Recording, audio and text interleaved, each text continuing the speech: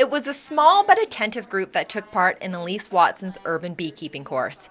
Founder of Apiaries and Bees for Communities, Elise is dedicated to educating members of the community on small-scale beekeeping. It's about meeting people with similar interests, and whether it has to do with science, nature, education, and sharing the opportunity of learning something new about nature and sharing that experience with one another. So keeping bees in your yard doesn't mean that you alone are keeping bees. It means that you are now a part of a whole new community. Canada is the 5th largest honey producer in the world, with Alberta producing over 85% of the honey.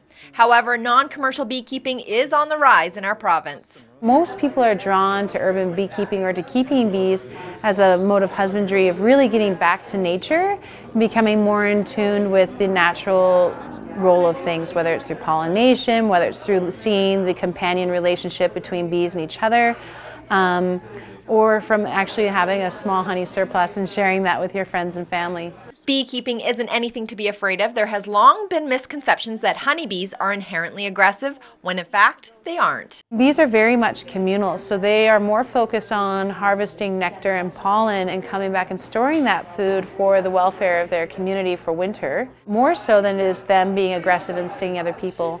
And I think the media of the Africanized bees and things happening down in southern US makes people very afraid. But really, less than 2% of people actually have a true allergy to honeybees.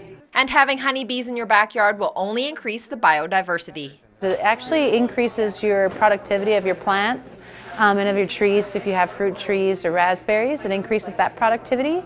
But you'll also see a change in bird diversity. You'll have a lot more birds coming into your area that are interested in eating bugs, and which makes it really neat to see the ecology of your environment slowly change and develop because you have an increased insect population.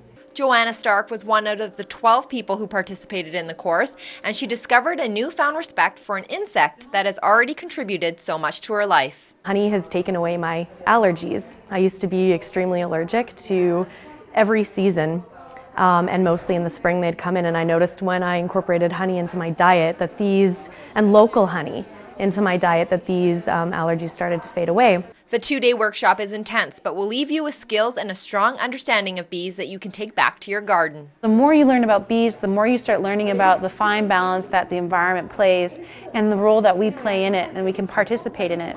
So it's not about everyone being able to keep bees, it's more about people being able to learn more about nature and to participate in a positive way. Tasha Chu for Shaw TV.